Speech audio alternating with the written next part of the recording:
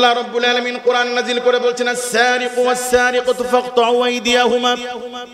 চোর হোক চুন্নি হোক, আল্লাহ রাব্বুল আলামিন আইন দিয়েছেন, আমার পক্ষ থেকে বিধান হলো তার হাত কেটে দাও। চোরের হাত কাটার বিধান বলুন তো যিনি দিয়েছেন তিনি কে? কোন অপরাধের কোন শাস্তি হলে অপরাধ নির্মূল হবে এটা আমরা ভালো জানি না, আল্লাহ পাক ভালো জানেন। কাজী আল্লাহ পাক বিধিবিধান দিয়েছেন, এই জমিনে চোর মুক্ত সমাজ গড়তে হলে মানুষের জন্য আল্লাহর পক্ষ থেকে আইন হলো চোরের হাত কেটে দাও। আজকে দেশে 50 বছর স্বাধীনতার এই পূর্তি, 50 বছর পরিপূর্ণ হয়ে 53 বছরের স্বাধীন বাংলাদেশে বহু মসজিদ হয়েছে, বহু মাদ্রাসা হয়েছে, কিন্তু কোরআন ভিত্তিক চোরের শাস্তি আমরা দিতে পারি নাই বলে রাষ্ট্রের রন্ধে রন্ধে চোর আর ডাকাতে ভরপুর হয়ে গিয়েছে। চুরি আগের চেয়ে কমছে না বাড়ছে?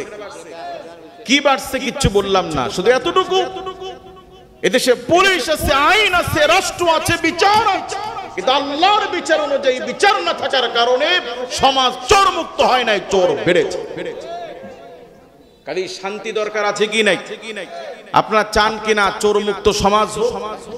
আপনারা চান কিনা ধর্ষণ মুক্ত সমাজ হোক?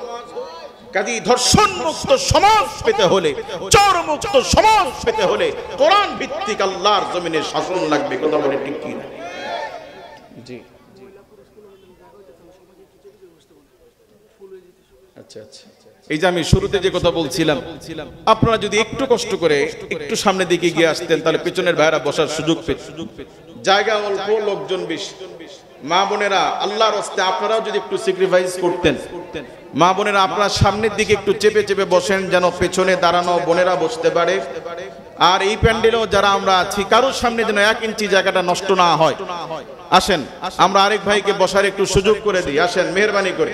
জি একটু জিকির করুন, লা ইলাহা ইল্লাল্লাহ, লা ইলাহা ইল্লাল্লাহ।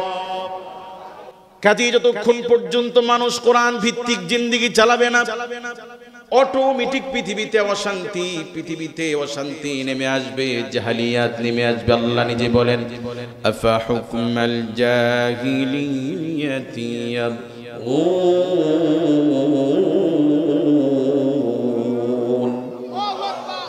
পৃথিবীতে অন্ধকারের যুগ, জাহালিয়াতের যুগ ফিরে আসুক, পৃথিবীবাসী কি তা চায়? চান আপনারা? যদি না চান তাহলে আল্লাহর নিয়ম অনুযায়ী জীবন, রাষ্ট্র, সমাজ, পরিবার চালাইতে হবে। আল্লাহ নিজে বলেন, ওমান আহসানু মিনাল্লাহি হুকমান লিকাওমিন ইউকিনুন। ওমান আহসানু মিনাল্লাহ, কে আছে আল্লাহর চাইতে শ্রেষ্ঠ? হুকমান লিকাওমিন ইউকিনুন, মানুষের আইন দেওয়ার ক্ষেত্রে আমার চাইতে শ্রেষ্ঠ, আমি আল্লাহর চাইতে শ্রেষ্ঠ হুকুমদাতা, আইনদাতা জমিনে আর কেউ আছে? বলেন মানুষের জন্য কোনটি ভালো মন্দ এটা সবচেয়ে ভালো জানেন কে? আচ্ছা, ওষুধ কি আমরা তৈরি করেছি না যারা বিশেষজ্ঞ, মেডিসিন বিশেষজ্ঞ তারা তৈরি করছে? এখন কেউ যদি ডাক্তারের পরামর্শ ছাড়া নিজে বাহাদুরি করে যে আমার যে শক্তি, আমার যে ক্ষমতা, ডাক্তারের দরকার আছে? কাশ হয়েছে, পুরা সিরাপ খেয়ে ফেলবে, তার কাশ সারবে না আর অসুস্থ হয়ে পড়বে। কাজী মাতবরি করে মেডিসিন যেমন বিশেষজ্ঞ ডাক্তারের নিয়ম ছাড়া নিজের মতো করে খেলে যেমন রোগী সুস্থ হওয়া তো দূরে থাক, যেমন অসুস্থ হয়, আল্লাহর জমিনে, আল্লাহর পৃথিবীতে থেকে আল্লাহর নিয়ামত খেয়ে আল্লাহর নিয়ম হুকুম অনুযায়ী না চললে শান্তি তো দূরে থাক, অশান্তি নেমে আসবে। কথা বলে ঠিক কি না? কাজে আমাদের কোরআন ভিত্তিক জীবন জিন্দেগি গঠন করার দরকার আছে কি না? এদেশে মসজিদের সংখ্যা আগের তুলনায় কম না বেশি? মাদ্রাসার সংখ্যা, এদেশে হুজুর বাড়ছে, মসজিদ বাড়ছে, মাদ্রাসা বাড়ছে, লেকিন এদেশে কোরআনের ক্ষমতা বাস্তবায়িত হয় নাই।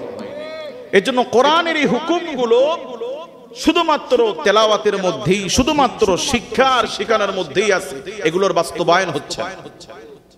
মাদ্রাসাগুলোতে যুগের পর যুগ উলামায়ে কেরাম ছাত্রদেরকে তৈরি করছেন, আলেম বানাচ্ছেন, কোরআনের শিক্ষা দিচ্ছেন। ছাত্ররা বড় হয়ে কর্মজীবনে তারা তাদের ছাত্রদেরকে শিখাচ্ছেন। এই যুগের পর যুগ শুধুমাত্র শেখা, শেখানো, শেখা, শিখানোর মধ্যেই থেকে যাচ্ছে। এই হুকুমগুলো, এই আইনগুলো সমাজে, রাষ্ট্রে কায়েম হচ্ছে না। এই জন্য শুধুমাত্র তাফসীর মাহফিলের আলোচনা করলেই হবে না, বরং শপথ নিতে হবে, কোমরে গামছা বেঁধে হাতে লাঠি নিতে হবে। আল্লাহর জমিনে এই মুসলমান সমাজে কোন মুসলমানের সন্তান আজান হলে নামাজ না পড়ে থাকতে পারবে না। এই মুসলমানের সমাজে বসবাস করে কোন মুসলমানের সন্তান বিয়েতে বাদ্যযন্ত্র গান বাজাইতে পারবে না। মুসলমান সমাজে বসবাস করে কোন মুসলমানের বাচ্চা সুদে লেনদেন করতে পারবে না, করতে দেওয়া হবে না। আল্লাহর জন্য যদি আমরা এরকম শক্ত হতে পারতাম, 1000 বছর বয়ান করে যতটা পরিবর্তন করা যেত, একদিন হাতে লাঠি নিয়ে তার চেয়ে বেশি পরিবর্তন করা সম্ভব। কথা বলেন ঠিক কি না? কাজে আল্লাহর জন্য আমরা একটু কঠিন যদি হওয়া লাগে, হবো তো ইনশাআল্লাহ। আল্লাহ আমাদেরকে কোরআন ভিত্তিক জীবন জিন্দেগি গঠনের তৌফিক দান করুন বলে আমিন। মুআজ্জাজ হাজিরিন, এই কোরআন শুধুমাত্র তেলাওয়াতের কিতাব নয়, এই কোরআন আমাদের ব্যক্তি, সমাজ, রাষ্ট্র, মানুষের প্রত্যেকটা কাজের, মানুষের যা দরকার আল্লাহ পাক সব কিছু কোরআনে দিয়েছেন। কোথায় দিয়েছেন?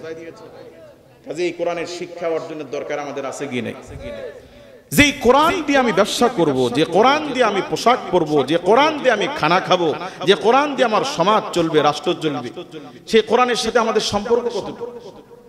এখানে এতগুলো মুসলমান যদি প্রত্যেককে ধরে ধরে জিজ্ঞেস করি যে 3টা ছোট্ট সূরার অর্থ বলেন, অধিকাংশ পারবে? তাহলে আমরা কোরআনের ব্যাপারে কতটা উদাসীন যে কোরআনের ছোট্ট 3টা সূরার অর্থ আমরা শেখা জরুরত মনে করি না, প্রয়োজন মনে করি না।